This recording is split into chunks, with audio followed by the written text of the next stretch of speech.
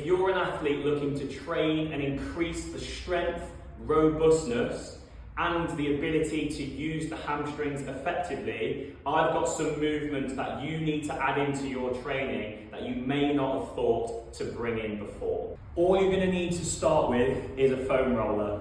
What we're going to do is, rather than just relying on movements like RDLs or heavy hinges, we're going to work on the co-contractions within the leg.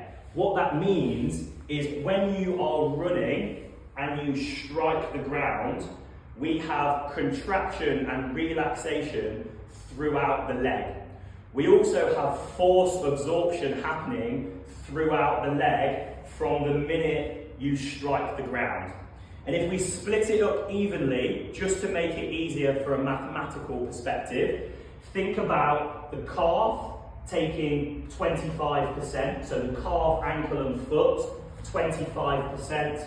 The quad and the hamstring take 25% each, and then our hips and glutes take 25% as well, taking up a total of 100% of the force when you strike the ground.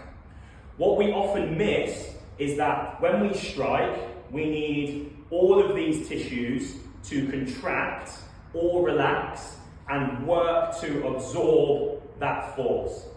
We also need to train the leg in the position that you strike the ground on. Meaning, when you do your RDLs on a double leg or a single leg, we do work that position, but all of the load and all of the effort is predominantly going through the hamstring or the hip. And we take away the work that the calf is doing when we strike the ground. And because the calf is taking anywhere from 75 to 80% of the load on initial strike, when we train the hamstrings, we should also train the calf. So we're going to look at that co-contraction using the foam roller. To start with, we're going to go into a double leg roller bridge hold. So you're going to place the midfoot and the toes on the roller, keeping the arch and the heels off the roller as high as you can. You come into a bridge position, thinking about the position of the knee when we strike the ground.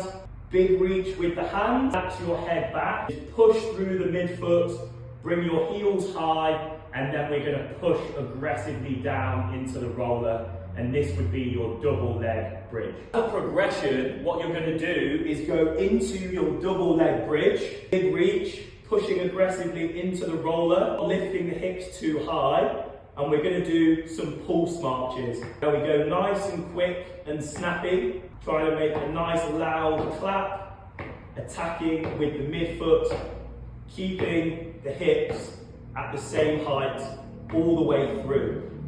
And that's a nice bridge before we move into the next progression. Once you can hold a double leg bridge for 60 seconds and you can do 10 marches, we're going to move into your single leg foam roller bridge. Foam roller goes down, midfoot goes on with the toes, heels go nice and high, big reach, and we go into a single leg bridge. Remember, we're not trying to get the hips as high as we can.